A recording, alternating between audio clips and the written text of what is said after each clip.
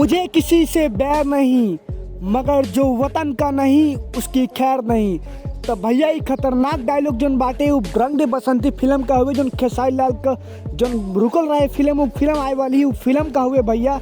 लगत आटे की फिल्म एकदम कमाल करे वाली है, कुल रिकॉर्ड तोड़े वाली है भैया। रवा लोग के बता दी गई फिल्म जो हुए खेसारी लाल यादव का हुए। जी हाँ भैया, भैया रवा लोग देखते मानिए दिलदार सब हमारी रवा दोस्त संजय, और देखते रहेंगे इस चैनल के, ताकि क्योंकि हर भोजपुरी इंडस्ट्री का न्यूज़ रवा लोग के भोजपुरी में मिली। चैनल के सब्सक्राइब कर लीजिए। चलिए वीडियो शुरू करेंगे भैया। रवा लोग के बता दी कि रंग दे बसंती जो फिल्म है वो बहुत पहले ही आए वाली रहे, और काहे खातिर भैया वो रंग दे बसंती जो टाइटल है ओकर कारण वो फिल्म पर सेंसर बोर्ड जो रहे सेंसर लगा दे रहे, वो फिल्म रुक गल रहे। और फिल्म को जो प्रोड्यूसर हुआ वो खबर देले रहना पोस्ट डाल के कि कोनो मतलब कोनो कारण से अब फिल्म लेट हुई।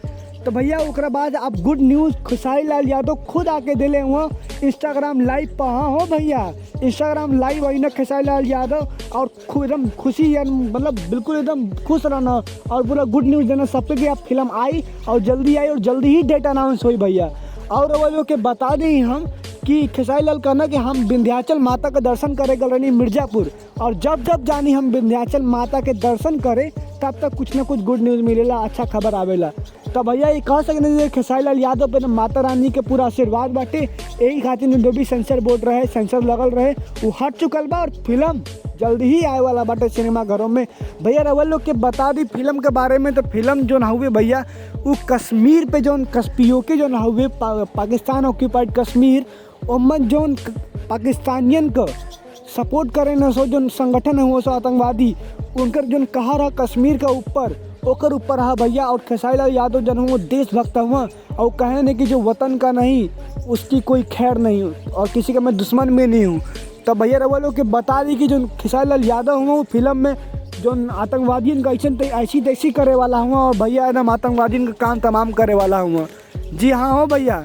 भैया रवा लोग के बता दी कि ऑफिशियल ट्रेलर जो रहे वो आ रहे हैं SRK म्यूज़िक पे भैया, जगह 6 मिलियन के करीब जो बाटे व्यू हो चुकल बाटे। जी हाँ भैया।